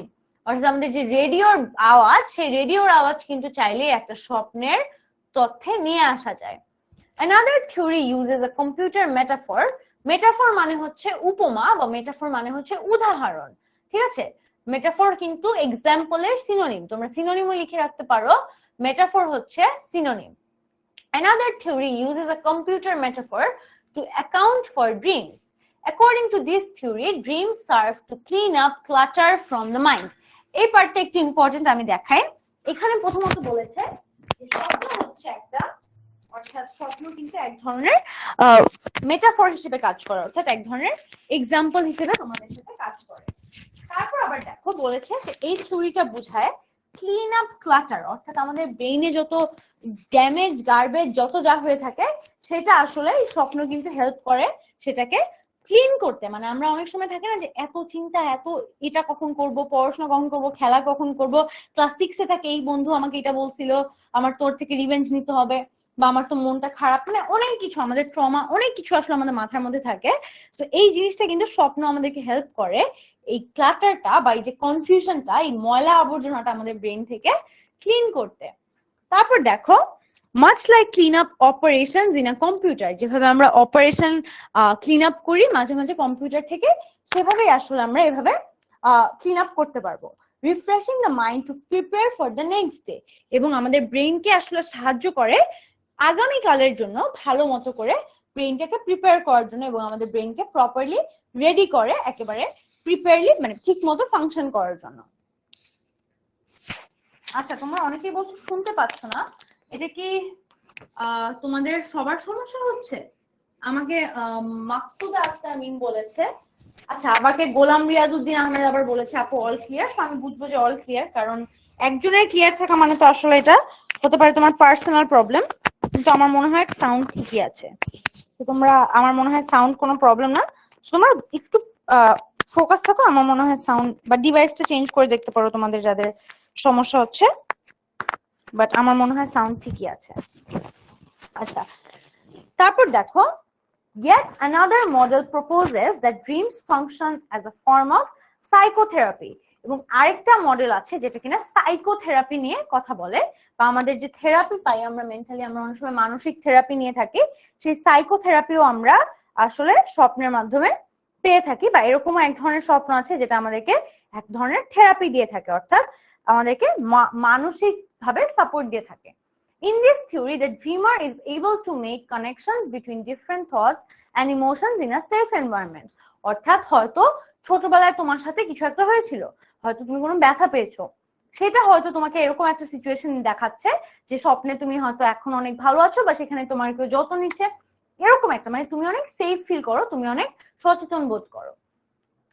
আচ্ছা, সবাই বুঝতে পেরেছি, অল ক্লিয়ার, বারবার বলতে হবে না, কারণ আমি জানি সাউন্ডে প্রবলেম থাকলে আমি নিজেই সেটা আমার এন্ড থেকে ঠিক করতাম। তো তোমরা এখন আসো আমরা ফ্লো চার্টটা দেখি। আমাকে তোমরা বলো তো, তোমরা কি কেউ ফ্লো চার্টটা করেছো নাকি পুরাটাই আমার করে দিতে হবে? আগে বলো কারা কারা চাও যে আমি করে দিব, আর কারা কারা চাও যে তোমরা নিজেরাও ফ্লো চার্টটা করবা। আমি একটু রেসপন্স দেখতে চাই যে কারা আসলে নিজেরা করতে পারবা, বা কারা মনে হয় যে পারবো না আপু, আপনি হেল্প করলে ভালো হয়।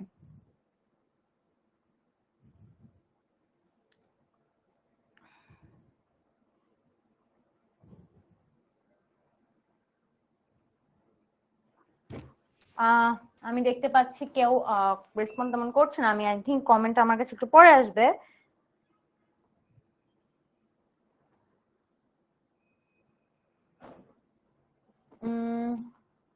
পারবো না আপু, একজন বলছে করা লাগবে না, করে দিন আপু, করায় দেন, করে দেন। আমি আমার করা শেষ, ভেরি গুড অনেক সরকার। আমি একটু অ্যাপ্রিসিয়েট করবো আমার স্টুডেন্টদেরকে, স্পেশালি যারা নিজেরা করে ফেলছে, বিকজ তারা আমার মনে হয় এক স্টেপ আগেই আছে বাকিদের থেকে, যারা কিনা অনেক সিরিয়াসনেসটা একটু কম, তাদের মনে হয় একটু সিরিয়াস হতে হবে। হেল্প আমি অবশ্যই করবো, আমি তোমাদের সবাইকে হেল্প করবো। যারা বলছো আপু আপনি হেল্প করেন, অবশ্যই হেল্প করবো। কিন্তু যারা আছে অনেকে, আমি খেয়াল করছিলাম যে অনেকে অনেক আননেসেসারি কমেন্ট করছিলে ক্লাসে, যেটা একেবারেই কিন্তু আমি এন্টারটেইন করবো না বা অ্যালাউ করবো না। তো এটা কিন্তু খুব সাবধান থাকতে হবে এটার ব্যাপারে। বাকি দুইজন ভাইয়া কি করবে আমি জানি না, আমি এই ব্যাপারে একটু স্ট্রিক্ট, আমি আসলে অ্যালাউ করি না ক্লাসে এরকম আননেসেসারি কমেন্ট করে, এবং এটা আমার ক্লাসে খুব বাজেভাবে ইফেক্ট ফেলে। স্টুডেন্টদের যেমন ইফেক্ট ফেলে, আমারও আসলে পড়ানোর মুডটা নষ্ট হয়ে যায়, এবং আমি সেটা চাই না। আমি চাই না যে আমার পড়ানোর উপর এফেক্ট আসুক, এবং আমার পড়ানোর ইফেক্ট আসলেই তো আসলে আমার স্টুডেন্টদেরও ইফেক্ট আসবে। আচ্ছা, তাহলে আসো আমি দেখি প্রথমত আমরা এক্সট্রাঅর্ডিনারিলি ভিভিড একটা পেয়েছি, তারপর হতে পারে যেহেতু দেখো এক্সট্রাঅর্ডিনারি ভিভিড এখানে কিন্তু কোনো ভার্ব ইউজ হয়নি, যেহেতু এখানে কোনো ভার্ব ইউজ হয়নি আমরা পরেও ভার্ব ইউজ করব না, এখানে কিন্তু কোনো ভার্ব ইউজ করা হয়নি। এক্সট্রাঅর্ডিনারি ভিভিড এটা কিন্তু শুধু আলাদা লেখা আছে, অর্থাৎ আমরা কোনো ভার্ব ইউজ করব না বাকিগুলোর ক্ষেত্রেও, শুধুমাত্র একটা অ্যাডভার্ব এবং একটা নাউন ইউজ করব। এক্সট্রাঅর্ডিনারিটা হচ্ছে এখানে অ্যাডভার্ব এবং ভিভিডটা হচ্ছে এখানে নাউন। তো আমরা এই স্ট্রাকচারটা ফলো করব বাকি পাঁচটার ক্ষেত্রে, ঠিক আছে? তারপর দেখো ভেরি ভেগ। ভেরি ভেগ মানে হচ্ছে খুবই অস্পষ্ট। এক্সট্রাঅর্ডিনারি ভিভিড মানে হচ্ছে খুবই স্পষ্ট, ভেরি ভেগ মানে হচ্ছে খুবই অস্পষ্ট বা খুবই ঝাপসা স্বপ্ন। তারপর আরেকটা আছে ফিল্ড উইথ জয়ফুল ইমোশন, অর্থাৎ আমাদের আরেকটা ধরনের আমাদের এক ধরনের স্বপ্ন আছে যেটা কিনা অনেক খুশির ইমোশন থাকে, মানে আমরা যেটা বললাম যে পরদিন স্বপ্নে দেখবা যে তুমি আমেরিকা চলে গেছো বা তুমি অনেক সুন্দর একটা জায়গায় চলে গেছো, এরকম। Filled with joyful emotion. Filled with frightening images, এটাও কিন্তু ছিল যে ফ্রাইটেনিং ইমেজেস অর্থাৎ ভয়ঙ্কর কিছু ছবি দেখতে পারো। হয়তো তুমি দেখতে পারো যে আল্লাহ মাফ করুক কারো অ্যাক্সিডেন্ট হয়ে গিয়েছে, হয়তো তুমি কোনো একটা বিপদে পড়ে গিয়েছো, ইত্যাদিও কিন্তু তুমি অনেকের স্বপ্নের মাঝে মাঝে দেখে থাকে। এবং লাস্টলি দেখো ফোকাসড এন্ড আন্ডারস্ট্যান্ডেবল। আচ্ছা আরেকটা আছে, পাঁচটা তোমার লিখতে হবে এবং একটা আসলে দিয়ে দেওয়া থাকবে। ফোকাসড এন্ড আন্ডারস্ট্যান্ডেবল অর্থাৎ কিছু স্বপ্ন থাকে যেটা তুমি জানো কি হচ্ছে এবং খুবই তুমি নিজেই বুঝতে পারো আচ্ছা এই স্বপ্নটা কেন হয়েছে, কারণ আমি তো এরকম কিছু নিয়েই জীবনে চলছি। সো অনেক কানেক্টেড থাকে, ওইটাকে আমরা বলবো focused and understandable. Unclear or confusing, এটা মানে হচ্ছে যে একেবারে স্পষ্ট না এবং কনফিউশন ক্রিয়েট করে, ঠিক আছে? কনফিউশন ক্রিয়েট করে। ওকে গ্রেট, তাহলে আমাদের আসলে এখন একটা প্যাসেজের উপর কিন্তু ফ্লোচার্ট প্র্যাকটিস করা শেষ। এখন তোমরা দেখো আমি তোমাদেরকে একটা টাস্ক দিতে চাই, কিন্তু টাস্ক দেওয়ার আগে আমি ভাবছি যে রেসপন্স তো তোমরা আসলে ভাবে নিজেরা যেহেতু করনি আমি খেয়াল করলাম, তো আমি কি তোমাদেরকে এটা সাবমিট করতে বলবো নাকি আমি তোমাদেরকে বলবো যে এটা তোমরা পরে আমাকে নাকি ক্লাসে করবো, আমি এটা ভাবছি। আচ্ছা আমি অন্য একটা দেখি, অন্য একটা প্যাসেজ দেখি, এই প্যাসেজটা একটু বড়, আমি ওইটা স্কিপ করব। আচ্ছা আচ্ছা আমরা এই প্যাসেজটা করি, আমার মনে হয় এই প্যাসেজটা তোমাদের কাছে একটু ইন্টারেস্টিং হবে। Children must pass through several stages. আচ্ছা এটা আগে দেখি যে এটা কি করা আছে কিনা। চিলড্রেন মাস্ট, হ্যাঁ আচ্ছা সো আমরা এটা সলভ করি।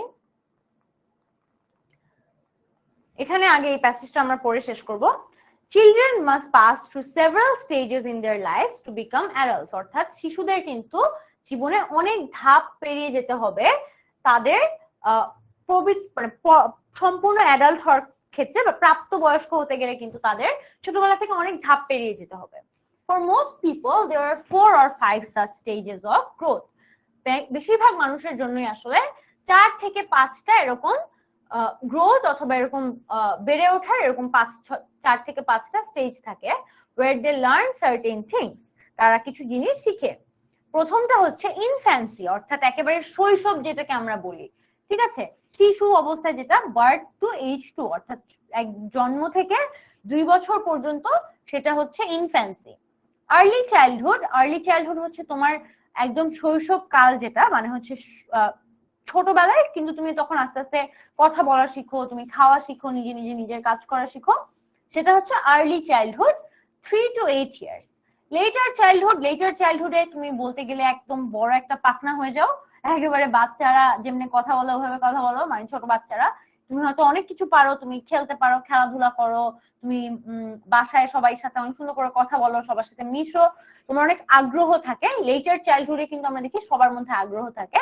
অ্যান্ড অ্যাডোলসেন্স মানে হচ্ছে বয়সন্ধিকাল, যেখানে তোমার মধ্যে অনেক শারীরিক চেঞ্জ আসে, তোমার মধ্যে অনেক মানসিক পরিবর্তন আসে, সেটাই হচ্ছে অ্যাডোলসেন্স।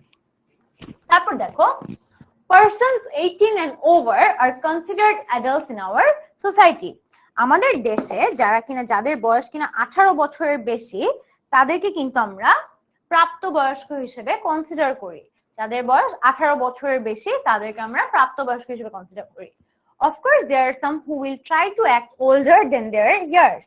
তোমাদের মধ্যে এমন অনেকে আছে যারা কিনা যাদের নিজেদের বয়স থেকে বেশি বড় অ্যাক্ট করতে চাও, বা অথবা নিজেদেরকে মনে করো নিজেরা অনেক বড়, এরকম আসলে থাকে। এরকম আমিও যখন ছোট ছিলাম আমার মধ্যেও মনে হতো যে হয়তো আমি আসলে অনেক বড়, আমি হয়তো সব বুঝি। কিন্তু অ্যাডাল্ট হওয়ার পর বা প্রাপ্তবয়স্ক হওয়ার পর আসলে বোঝা যায় যে না, এক্সপিরিয়েন্সটা আসলে অনেক ভিন্ন। But for the most part, most individuals have to go through these stages. কিন্তু বেশিরভাগ মানুষেরই আসলে এভাবেই ধাপ পেরিয়ে পেরিয়ে তারা প্রাপ্তবয়স্ক হয়, irrespective of their economic or social status, অর্থাৎ তাদের সামাজিক বা তাদের অর্থনৈতিক অবস্থা যাই হোক না কেন, তাও কিন্তু প্রত্যেকটা মানুষ এভাবেই ধাপ পেরিয়ে পেরিয়ে প্রাপ্তবয়স্ক হয়ে থাকে। World Health Organization identifies adolescence as the period in human growth and development. অর্থাৎ হু যে আছে, ওয়ার্ল্ড হেলথ অর্গানাইজেশন, তারা হচ্ছে অ্যাডোলসেন্সকে বা বয়সন্ধিকালকে মানসিক বিকাশ এবং মানসিক উন্নয়নের কথা ভাবে, মানে ওই সময়টাকে মানসিক গ্রোথ এবং ডেভেলপমেন্ট অর্থাৎ মানসিক বিকাশের কথা চিন্তা করে। That occurs after childhood and before adulthood, অর্থাৎ এই জিনিসটা কিন্তু তোমার শৈশবকাল এবং তোমার প্রাপ্তবয়স্ক কাল দুইটার মাঝখানে অ্যাডোলসেন্স অর্থাৎ বয়সন্ধিকালটা হয়ে থাকে। তারপর দেখো, this passage represents one of the critical transitions in one's lifespan and is characterized by fast-paced growth and change. অর্থাৎ এই যে প্যাসেজটা আছে সেটা কিন্তু মানুষের যে পরিবর্তনের সময়টা সেটা নিয়ে কথা বলে, এবং এরকম ভাবে দ্রুত কিভাবে মানুষ আসলে চেঞ্জ হয়ে যায়, ফাস্ট পেসড অর্থাৎ দ্রুত গতিতে বদলায় যায়, সেটার কথাই বলে। which are second only to those at infancy. Biological processes drive many aspects of this growth. অর্থাৎ আমাদের কিন্তু শুধু মানসিক বিকাশ হয় তা না, আমাদের শারীরিক বিকাশ হয়। আমাদের অনেকের ছেলেদের মুখ গজায়, মেয়েরা হচ্ছে তাদের মধ্যে অনেক শারীরিক পরিবর্তন আসে, এবং তাদের মধ্যে হয়তো তাদের ফেসিয়াল অনেক কিছু চেঞ্জ হয়, তাদের ফেসের সাইজ অনেকভাবে চেঞ্জ হয়। অর্থাৎ ছোটবেলায় কিন্তু আমি অনেক মোটা ছিলাম, আমি এখনো খুব শুকনা না, কিন্তু ছোটবেলায় আমার ফেস পুরা মোটা গোল ছিল। আমার এখনো মনে আছে যে আমি যখন ছোটবেলার ছবি দেখি আমার এখন লজ্জা লাগে, মানে ছোটবেলায় বলতে একেবারে ছোট সময় না, ধরো আমি যখন 4-5 পড়ি আমি সেই মোটা একটা বাচ্চা ছিলাম। তো আমার এখন মনে হয় যে কিভাবে হলো, মানে এমন তো না যে আমি ডায়েট করেছি বা আমি খাওয়া কমিয়েছি, এটা আসলে মানে অ্যাডোলসেন্সে বা বয়সন্ধিকালে সবারই শারীরিক পরিবর্তনের কথা বলা হয়। ঠিক আছে আপু, ক্লাস কখন শেষ হবে? ক্লাস 8টার পরই শেষ হয়ে যাবে, তোমরা একটু থাকো। Biological processes drive many aspects of this growth and development with the onset of puberty, marking the passage from childhood to adolescence. এবং এই সময় আমাদের বয়সন্ধিকাল বা পিউবার্টি যেটা আমরা বলে থাকি সেটা কিন্তু হয়ে থাকে। ওয়াও, আমি আমাকে মোটা বলছি, মোটা ছিলাম বলাতে দেখি সবাই অনেক হাসতেছে, মানে বুঝলাম না মোটা হওয়া কি দোষের কিছু? মানে আমার তখন মানে সবাই বলতো আমি নাকি তখন অনেক কিউট ছিলাম বা অনেক গুদুম গাদুম ছিলাম, এবং গাল টানতো, আমার একদমই পছন্দ হতো না এটা। কিন্তু হ্যাঁ, এখন সাইজটা একটু, শেপটা একটু চেঞ্জ হয়েছে, মানে আগে আমি আরো পুরা গোল ছিল আমার চেহারাটা, মানে I don't know how it changed and I have no answer যে কিভাবে আসলে বদলায় মানুষের চেহারা, বাট এটা আই থিঙ্ক শারীরিক পরিবর্তনেরই একটা অংশ। আচ্ছা,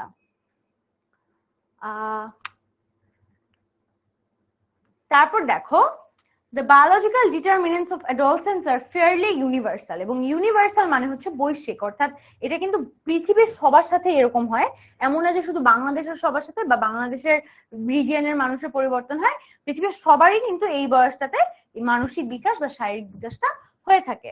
However, the duration and defining characteristics of this period may vary across time. কিন্তু মানুষের জন্য কিন্তু এটা ভ্যারি করতে পারে, অর্থাৎ কারো কারো কাছে এটা কারো কারো আর্লি হয়ে যায় পিউবার্টি, কারো কারো লেট পিউবার্টি হয়, যেটাই হয় না কেন দুইটাই ফাইন কিন্তু। তারপর দেখো, cultures and socio economic situation, আবার দেখা যায় যে যারা অর্থনৈতিকভাবে অনেক সচ্ছল তাদের হয়তো অনেক চেঞ্জ বা বিকাশটা অনেক ফাস্ট হয়, আবার যারা হচ্ছে প্রপারলি পুষ্টি পায় না, কম্পারেটিভলি যারা কিনা লোয়ার মিডল ক্লাসে বিলং করে তাদের কিন্তু এই প্রসেসটা হয়তো ডিলে হতে পারে, কিন্তু হয় হয়তো সবারই একটা সময় গিয়ে হয়। This period has seen many changes over the past century puberty. অর্থাৎ এই যে সময়টা সেটা কিন্তু আমাদের মধ্যে অনেক পরিবর্তন লক্ষ্য করেছে। For example, comes earlier than before, people marry late and their sexual attitudes and behavior are different from their grandparents or even parents. আর আমাদের যে দাদা দাদির যে জেনারেশনটা ছিল তাদের সাথে কিন্তু আমাদের জেনারেশনের অনেক পরিবর্তন আমরা দেখতে পারি। তারা আরো আগে বিয়ে করতো, তারা আচ্ছা এখন হচ্ছে আমার এখানে আজান দিচ্ছে, তো আমি একটু নামাজের ব্রেক দিচ্ছি তোমাদেরকে, 10 মিনিট নামাজের ব্রেক, যেহেতু আজান দিচ্ছে আমি ঠিক 10 মিনিট পর চলে আসবো, বাট 10 মিনিটই নামাজের ব্রেক, সো 10 মিনিট পরে আমরা স্টার্ট করছি, অর্থাৎ ঠিক 8টা 10-এ আবার ক্লাসটা শুরু হবে। ওকে, সো তোমরা যারা নামাজের ব্রেক চাচ্ছিলে তোমরা এখন গিয়ে নামাজটা পড়ে আসো, আর আজান দিচ্ছে যেহেতু আমি আর এখন কথা বলবো না, তো আল্লাহ হাফেজ, 10 মিনিট পর তোমাদের সাথে দেখা হবে।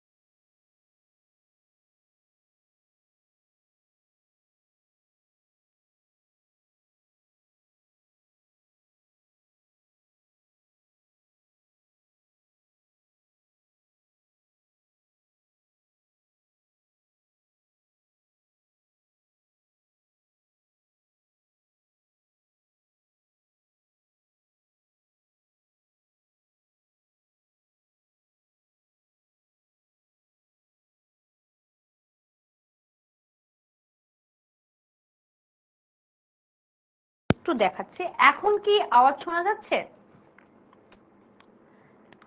এভরিওয়ান? এখন কি সাউন্ড ক্লিয়ার? আমার মনে হয় এখন ক্লিয়ার, কারণ আমি আসলে একটা বাটন অন করতে ভুলে গিয়েছি, সো এখানে একটা বাটন ছিল যেটা আমি মাত্র অন করলাম। এখন কি সাউন্ড ক্লিয়ার? আশা করি ক্লিয়ার। আমি আবার রিপিট করব, কোনো অসুবিধা নেই।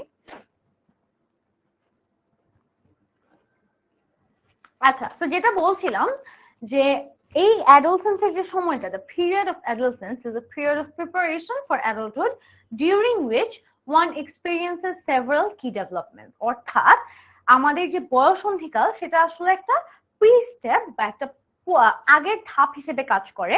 কিসের আগের ধাপ? আমাদের প্রাপ্তবয়স্ক কালের, অর্থাৎ আমরা ফিউচারে গিয়ে যে চাকরি করব, অনেক কাজ করব, অনেকের সাথে কাজ করব, এই শিক্ষাগুলা কিন্তু আমাদের, আমরা কিভাবে বয়সন্ধিকালে কেয়ার পেয়েছি বা আমার বয়সন্ধিকাল সিচুয়েশনটা কেমন ছিল এটার সাথে কানেক্টেড। অর্থাৎ আমরা যদি খুব যত্নের সাথে খুব সুন্দরভাবে যদি আমাদের বয়সন্ধিকালে বেড়ে উঠি, তাহলে কিন্তু আমাদের অ্যাডাল্টহুডেও তার একটা পারফরমেন্সের ছাপ থাকে এবং সেটা কিন্তু কানেক্টেড।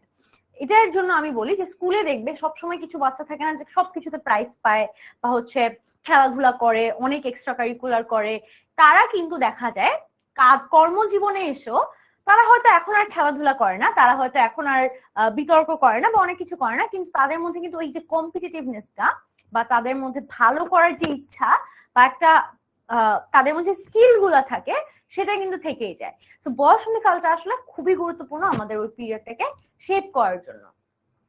তারপর দেখো, besides physical and sexual maturation, these experiences include movement toward social and economical independence, অর্থাৎ শারীরিক এবং মানসিক বিকাশ ছাড়াও কিন্তু এই সময়টাতে মানুষ আসলে অর্থনৈতিকভাবে স্বাধীনতা লাভ করে। যেমন আমার কথাই চিন্তা করো, আমি বর্তমানে ধরো তোমাদের ক্লাস নিচ্ছি, আমি এখান থেকে এখানে আমার একটা চাকরি, তো এটা কিন্তু আমি ফাইন্যান্সিয়ালি এখন ইন্ডিপেন্ডেন্ট, অর্থাৎ আমি নিজের খরচ নিজে চালানোর মতো যে স্বাধীনতাটা সেটা আমার আছে। ডেভেলপমেন্ট অফ আইডেন্টিটি, আমার একটা পরিচয়, এই যে এই 10 মিনিট স্কুল পাশে টিচারের লোগো, এটাই কিন্তু আমার একটা আইডেন্টিটি। তারপর আমি ঢাকা বিশ্ববিদ্যালয়ের একজন শিক্ষার্থী, সেটাও কিন্তু আমার একটা আইডেন্টিটি বা আমার একটা পরিচয়। The acquisition of skills needed to carry out adult relationships and roles and the capacity for abstract reasoning, অর্থাৎ তোমার যে সব স্কিলের প্রয়োজন, তোমার যেসব ক্ষুদ্র ক্ষুদ্র স্কিল প্রয়োজন, সেই স্কিলটাও কিন্তু অ্যাডাল্টহুডে যেটা লাগবে সেটাও কিন্তু তুমি বয়সন্ধিকালেই থেকে ডেভেলপ করে আসছো। অর্থাৎ তুমি কি খুব রাগী একটা মানুষ, তুমি কি মানুষের অপিনিয়ন নিতে পারো, তুমি কি মানুষকে তাদের মতামত দেওয়ার সুযোগ করে দাও, এই জিনিসগুলা, এই ব্যবহারগুলা কিন্তু আমাদের বয়সন্ধিকাল থেকেই connected. While adolescence is a time of tremendous growth and potential, it is also a time of considerable risk during which social contexts exert powerful influences. মানে বয়সন্ধিকাল যদিও কিনা একটা খুব বিকাশের সময় এবং তোমার সর্বোচ্চ বিকাশের সময়, it is also a time of considerable risk, মানে আমাদের কিন্তু কিছু ঝুঁকিও থাকে এই সময়টাতে, সোশ্যাল কনটেক্সট এবং পাওয়ারফুল ইনফ্লুয়েন্স, অর্থাৎ আমাদের সামাজিক ব্যবস্থার জন্য কিন্তু আমাদের কিছু ঝুঁকি থাকে। অর্থাৎ বয়সন্ধিকালে কিন্তু অনেক বাচ্চারা, অনেক অনেক ছেলেমেয়েরা সিগারেট খাওয়া শুরু করে, অনেকে অনেক বিপথে চলে যায়, এগুলোর কথাই মূলত বলা হচ্ছে। Many adolescents face pressure to use alcohol, cigarettes, or other drugs and to initiate sexual relationships, putting themselves at high risk for intentional and unintentional injuries. তারা কিন্তু অনেক সময় জানে না যে তাদের যে ক্ষতিগুলা হয়, অর্থাৎ যে সিগারেট থেকে, যে সিগারেট খেতে খেতে যে তার একসময় ক্যান্সার হয়ে যাবে, তার লাংস নষ্ট হয়ে যাবে, এগুলা কিন্তু সে আসলে রিয়ালাইজ করে না, অনেক বছর পর গিয়ে রিয়ালাইজ করে যখন খুব দেরি হয়ে যায়। আনইনটেন্ডেড প্রেগন্যান্সিজ এন্ড সেক্সুয়াল ট্রান্সমিটেড ইনফেকশনস, অনেকে হচ্ছে অনেক ধরনের শারীরিক সম্পর্ক স্থাপন করে যার জন্য কিনা তাদের আসলে অনেক ধরনের আনএক্সপেক্টেড জিনিসপত্র ফেস করতে হয় এবং হয়তো তারা এই সাপোর্টটা তাদের পরিবার থেকে তখন পায় না। ইনক্লুডিং দ্য ইমিউনোডেফিসিয়েন্সি ভাইরাস, অর্থাৎ এইচআইভি আর এসটিআই, দুটো শারীরিক রোগ বা শারীরিক সমস্যা, যে দুটো রোগেরও কিন্তু তারা আক্রান্ত হতে পারে যখন কিনা তারা না জেনে না বুঝে অনেক কিছু করে। ঠিক আছে। Many also experiences a very wide large range of adjustment and mental health problems. Behavior patterns that are established during this period, such as use or avoidance of drugs and taking or abstaining from sexual risk, can have long-lasting negative and positive effects on future health and well-being. অর্থাৎ তোমার বিহেভিয়ারেও যে চেঞ্জগুলো আসে সেটাও কিন্তু তোমার মানে তুমি যেসব কাজ করো সেটার সাথে রিলেটেড। অর্থাৎ কেউ যদি সারাদিন সিগারেট খায়, তার কিন্তু মেজাজ ভালো থাকে না, সে কিন্তু অলওয়েজ খিটমিট থাকে, কারণ তার কাছে মনে হয় যে তার ওই শান্তিটা লাগবে, তার সে সিগারেট থেকে টেম্পোরারি শান্তিটা পায় এবং সে আবার মানে হয়তো রাগান্বিত হয়ে যায় বা তার মাথা ঠিক মতো কাজ করে না, সে কিন্তু আসলে একটা জিনিসের উপর নির্ভরশীল এবং সে কিন্তু স্বাধীন না। As a result, adults have unique opportunities to influence adolescence. এর জন্যই বয়স্ক আমরা যারা আছি, মানে বয়স্ক তো না কিন্তু আমরা যারা প্রাপ্ত বয়স্ক আছি, তাদেরই কিন্তু আসলে দায়িত্ব তোমাদেরকে ইনফ্লুয়েন্স করা বা তোমাদেরকে ভালো ঠিক কোনটা, ঠিক ভালোর মধ্যে ডিফারেন্স কি সেটা বোঝানো, এবং এগুলো নিয়ে কিন্তু আসলে কথা বলাটা খুব important. Adolescents are different both from young children and adults. Specifically, adolescents are not fully capable of understanding complex concepts or the relationships between behavior and consequences, or the degree of control they have over health decision making. অর্থাৎ বলেছে যে তোমার এখানে যে শারীরিক যদি কোনো সমস্যা হয় তখন যে তুমি কোনো সাপোর্ট পাও না বা তোমার যে আসলে কোনো কেপাবিলিটি থাকে না নিজের যত্ন নেওয়ার, সেই জিনিসটার কথাই তুলে ধরেছে যে আসলে তারা অনেক ভুল করে থাকে যেটা বয়সন্ধিকালে তারা রিয়েলাইজ করে না। আচ্ছা, আমি আসলে ডিরেক্টলি এখন মনে হয় প্যাসেজটা পড়া হয়ে গিয়েছে আমাদের, এই এক্সট্রা জিনিসগুলো আর পড়ে লাভ নেই কারণ প্যাসেজের মূল জিনিসটা আমরা বুঝেছি। আসো আমরা ফ্লো চার্টটা দেখি। Read the above text and make a flow chart highlighting the major characteristics of adolescence. তো আমরা যেহেতু অনেকটুকু প্যাসেজ পড়ে গিয়েছি, আমরা কিন্তু এতক্ষণ জানি, আর 5 মিনিট পরে ক্লাস শেষ, যারা বারবার জিজ্ঞেস করছো আমরা কিন্তু জানি, এখনই বলে দিতে পারি যে আসলে কি কি ক্যারেক্টারিস্টিক্স বা কি কি বৈশিষ্ট্য আমরা দেখতে পারি বয়সন্ধিকালের মধ্যে। তো দেখো প্রথমটা করা আছে ফিজিক্যাল এন্ড সেক্সুয়াল ম্যাচুরেশন।